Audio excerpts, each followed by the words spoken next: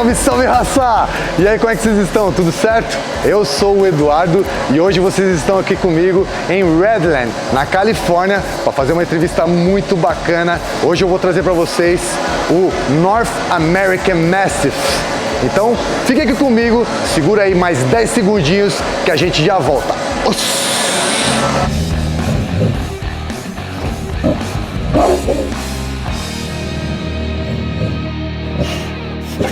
Bem, para os assíduos do nosso canal, há um tempo atrás eu postei um vídeo falando sobre os canecorsos Merles.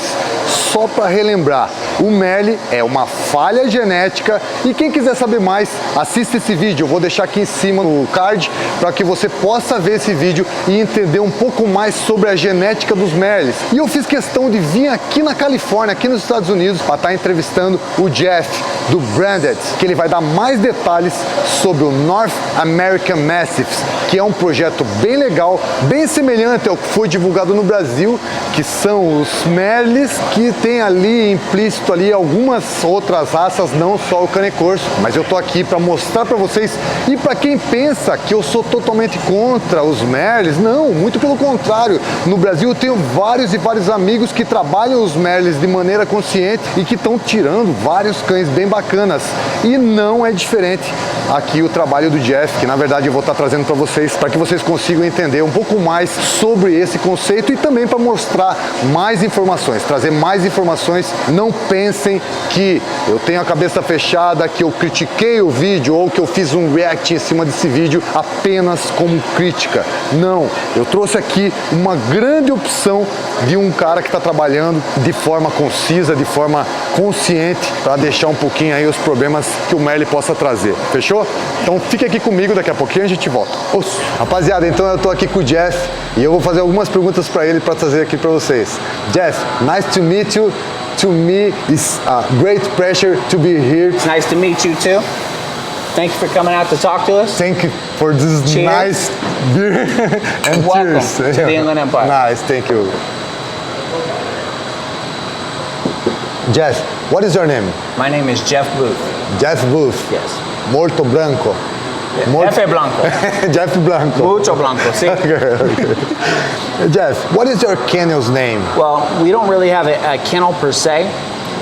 None of our dogs are kenneled. We have a breeding program and it's called Branded for Life. And the reason it's called Branded for Life is because it's the commitment not only that our customers take when they own one of our dogs, but it's the commitment we take to them to always being there for them, whatever their dog needs. Nice, nice, nice. When did you start breeding? Probably about 2 years ago, and I got into the breed 3 years ago.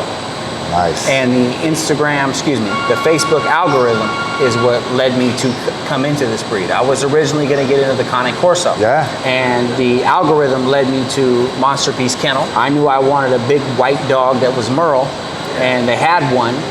His name was Big Business. He was originally going to be kept by them. Nice. He was going to be their keeper. And when I checked in on him, he wasn't available. And then when I checked in again, they said he was, and I bought him. And so that was the birth of Branded. So if you look at Branded, Baron puts the B in Branded. Branded for life. For life. Yeah, nice, man. Nice exactly. Concept. What is your breed concept called, and which breeds are included in it? Okay, so the breed itself is called the North American Mastiff. Now, in the North American Mastiff, you'll find a lot of different Molosser breeds. Nice. Okay, so what you can expect to find in an official North American Mastiff .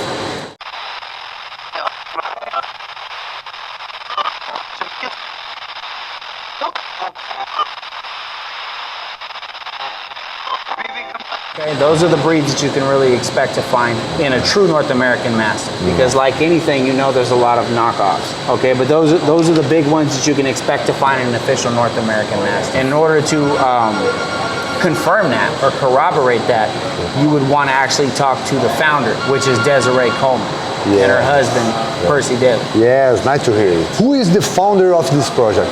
That would be Desiree Coleman and her husband, Percy Daly. They founded this breed 17 years ago. 70 years. So we're almost there to American Kennel Club. So basically we're at kind of the point where the rebirth of the new Cane Corso and what the bullies were 15 years ago, we're right there with this breed. Nice, Yes. nice concept. This concept breed already have a standard? Yes, they do. And that can be found at the American Dog Federation. To see what the standard is. So the standard is you want a large bone, a heavily muscled dog that's even at the withers with the rear. You want wrinkles in the face but not too droopy, like a Neapolitan Mastiff. Okay. And you want a very mobile and a very active dog. Nice. Okay. Nice. I got it. What is desired temperament for these dogs? And does this breed have a defined functionality, like a guardian dogs, prey or hunting dogs? That's a great question. So these dogs are natural family guardians. So you're kind of looking at the ideal temperament. Yeah. You're seeing here, very calm, very chill, right? But always next to me. However, these dogs can work. These dogs do have prey drive. These dogs will work natural, instinct. Natural. I have dogs that work on farms. You know that I have dogs that live in the hills. These dogs can pretty much do anything that you would want a large Mastiff to do. They can be more sedentary if you'd like, and as a family guardian, but if you want them to go work and guard your farm and go look over your property, they can do that. Yeah. If you want to use them as catch dogs to go take out hogs and other live game, they can do that as well. Okay. Absolutely. Okay, nice. Do you have any dogs with potential to guardian dogs like this or not? Like guardian dogs? Yeah. So I would say people that know the breed specifically know that his father, Retro, is kind of like a legend in our breed. I mean, he does things that just most dogs can't do. I mean, this is a 140-pound dog that can jump 9 feet high. Ah, nice. You don't see that. I saw this. Yeah, you saw it. Yeah. So you know that's true. Yeah. But you don't see that in many dogs, let alone people. And so that's something that wasn't trained. That is a natural ability. Natural. Always natural. Absolutely. What is the ideal height and weight for this concept breed? For males, typically you'll see anywhere from 23 to 26 inches. On average. Okay. On average, okay? And for females, you'll see anywhere from about 20 to 21 to 24 inches on average. Okay. However, I have a dog named Goliath that's almost 31 inches. Okay? Okay. So that is not normal. That is not within the standard. That's a very large dog. The weight you can expect to see in most males is anywhere from about 120 to about 155 pounds. And in most females, about 105 to about 135 pounds. Wow. Now I also have a female that just turned a year old that's 140 pounds. So she is not of the norm in that standard. Okay, but that's what one can expect to see when they purchase puppies from most breeders. Nice. What's your preference? My preference is a capable dog. I don't care if it's 20 inches and 105 pounds or 31 inches and 180 pounds. The perfect dog to you. If it can move, I want it. Agility. I like so much about this idea, man. How many generations is it in right now? Right now we're in the 9th generation. So you're actually looking at a 9th generation. 9th generation. Right down here with Iceberg is 9th generation. Okay. So as you know, it takes 3 generations to create a breed. So there have been some pushback saying that this breed is a band dog. Well, a band dog is anything within between a Mastiff or a Bulldog or a Mastiff and a Terrier, right? Comprised to make a larger working dog within 1 to 3 generations. We're 9 generations deep here. This is a breed, it's not a band dog. Nice. Okay? Ok. Yeah. Galera, eu vou dar só uma pausa aqui para dar uma impressão do que eu tive e para esclarecer algumas coisas para vocês. Muitas pessoas podem achar que eu fiz um vídeo contrariando todo um conceito de raça. Na verdade, não. Eu tenho sim alguma afinidade com esse tipo de projeto, mas o que eu defendo é que cada tipo de projeto tem o seu nome. É por isso que eu tô aqui, para mostrar um projeto tão bacana quanto esse, porém que tem o seu nome, não tá conflitando com nenhuma raça já consolidada, ok? Só fiz uma pausa aqui pra gente continuar a entrevista.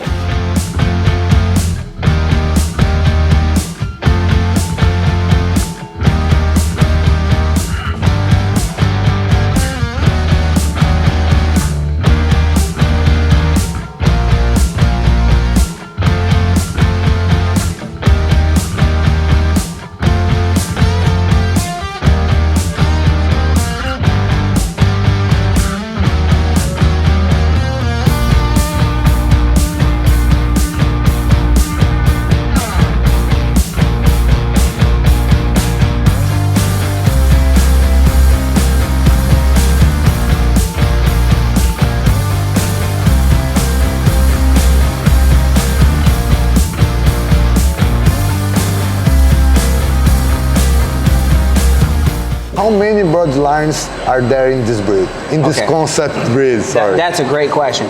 So typically what we see nowadays, you're gonna get anywhere from what I call the big 8, okay? The big 8, but in total, there's 11 lines. 11. 11 lines. And I have pretty much all of the mixtures of all of them. The only person that has more of these dogs than myself is the founder. But this is different lines or mixed?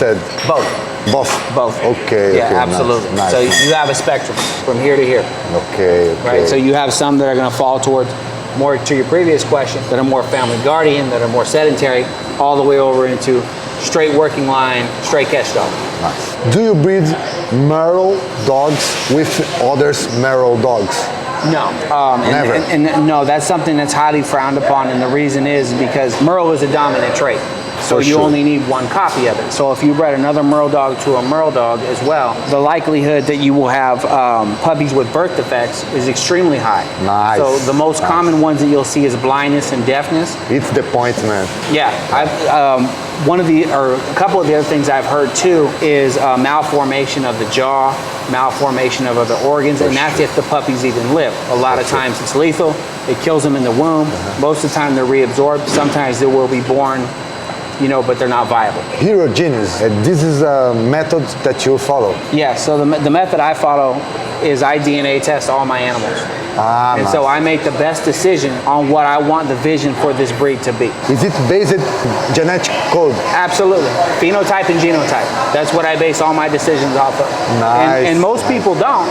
And I don't fault them, you know, because you can only work from your level of understanding. Yeah. But I understand the difference between phenotype and genotype. And one of the things that we should do as breeders, we all should do as breeders, is that we want to make the breed better. So we know when we identify that nothing's perfect, but we want to breed out something that could be potentially harmful, either to our clients or to the animals themselves, we don't want to put ourselves in a situation where we have to breed that.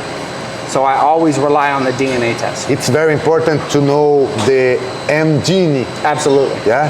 Absolutely. It's a wonderful, wonderful job, man. Wonderful job. Congratulations. Thank you.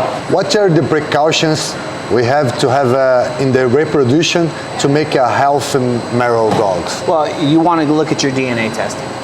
Okay? Because Always genetic. always the DNA testing, because you have things that are recessive problems, you have things that are dominant problems, and you have things that are co-dominant problems. It's not just to gen M. No.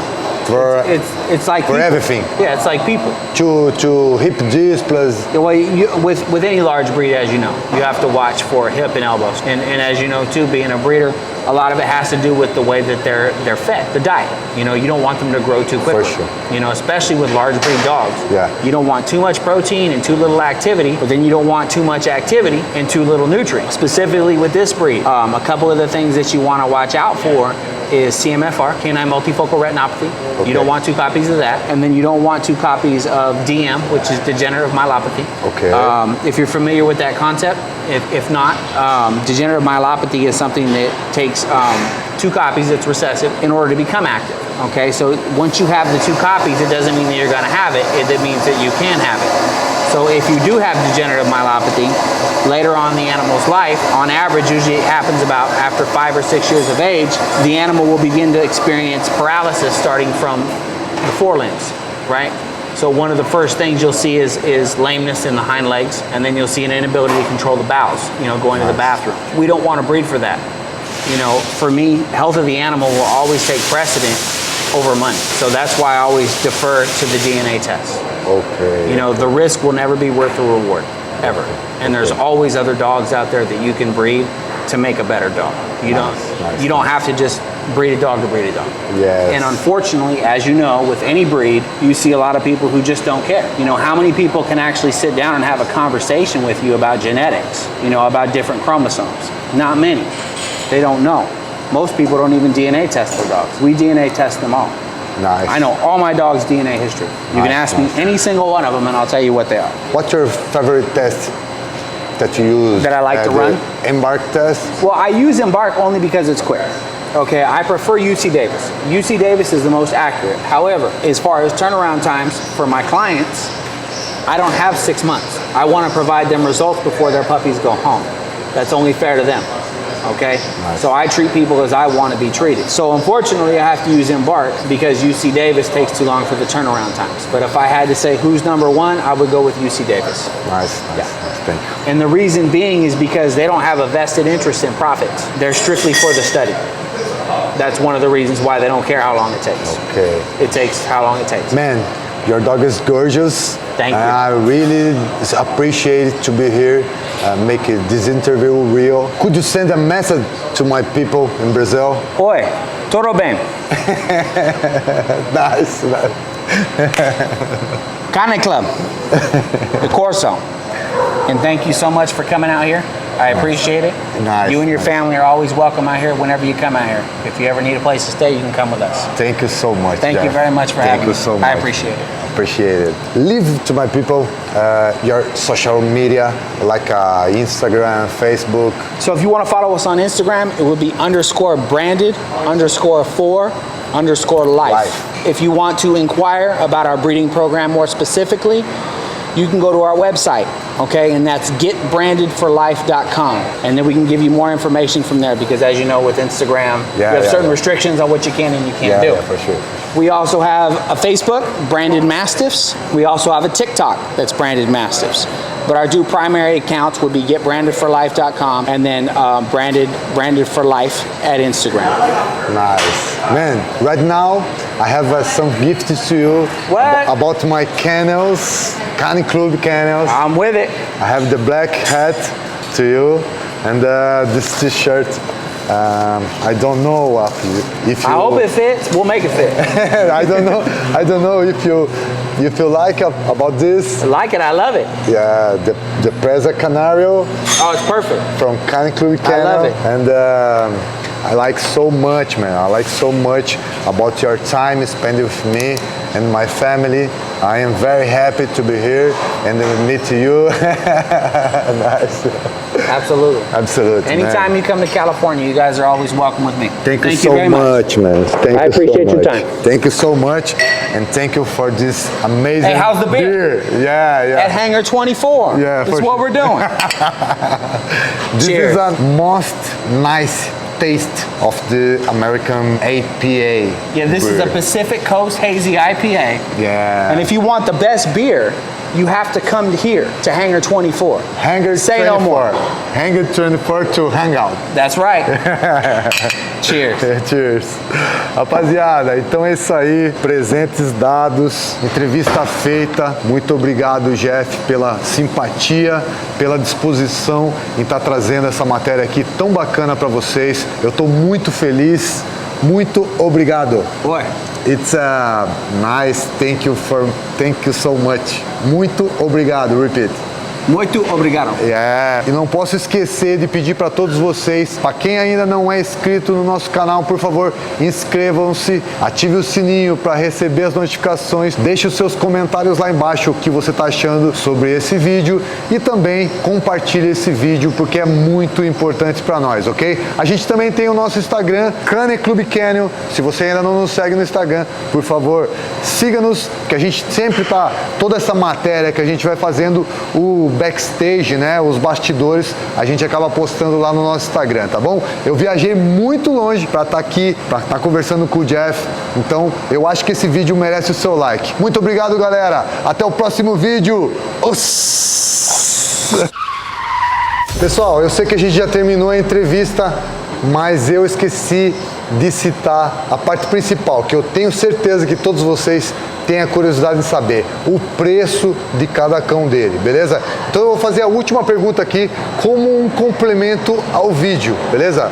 Jeff, this is the last question, okay? All right. Okay. What about the prices? Could you talk a little about that? Absolutely. So typically when you want a solid dog, a straight colored dog, it's going to start around $2,000. If you want a Merle dog, it's going to start around $5,000. Now there are variabilities here depending on the color and secondary patterns, if there's brindle involved or pied, or if you have heterochromia in the eyes, such as Iceberg and his father do, or if you have a solid green-eyed dog or blue-eyed dog. But on average, what someone can expect to pay for a solid is around $2,000 to start and around $5,000 for a Merle. As far as the process, you can either reach us through Instagram, or you can reach out to us through our website, which is what I prefer, and get on our waiting list, and we can go through that process from there. We ask a few background questions as far as, you know, do you have any ownership experience with Mastiffs and large breeds? Nice. Do you have sufficient space for the animal? Are there going to be other animals around? You know, because there's other things we need to talk about, especially if you have two males. You know, are your males intact? You know, what is your purpose for the animal? Is it going to be, you know, part of your family, or is it going to be used for your business as far as breeding? Yeah. So those are the things that I typically ask when one goes about inquiring on getting one of our dogs. Yeah. What do you think about the possibility, this concept of breed to Brazil? I don't think it's a possibility. I think it's a probability. I think it's not if, it's when, it's when. Nice. When do you want to do it? Very impressive, but we can do it real. Yes. Yeah, for sure. Absolutely. For sure. Okay. 100%. You made a friend in me. Okay, thank you. Absolutely. Thank you. And I got one question for you. Did you have a good time? For sure, man. All For right. sure, man. Thank you so much. Thank you very much. I appreciate it. This is the last question. For real. Whatever.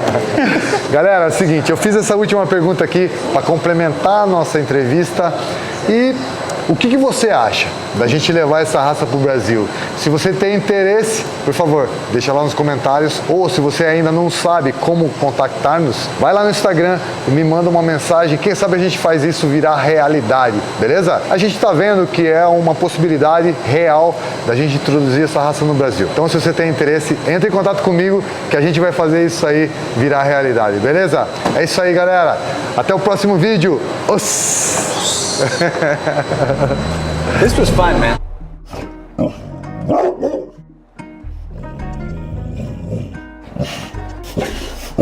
Detonate, got the moment to strike, I don't hesitate. I'm feeling like winning, they spitting the venom, but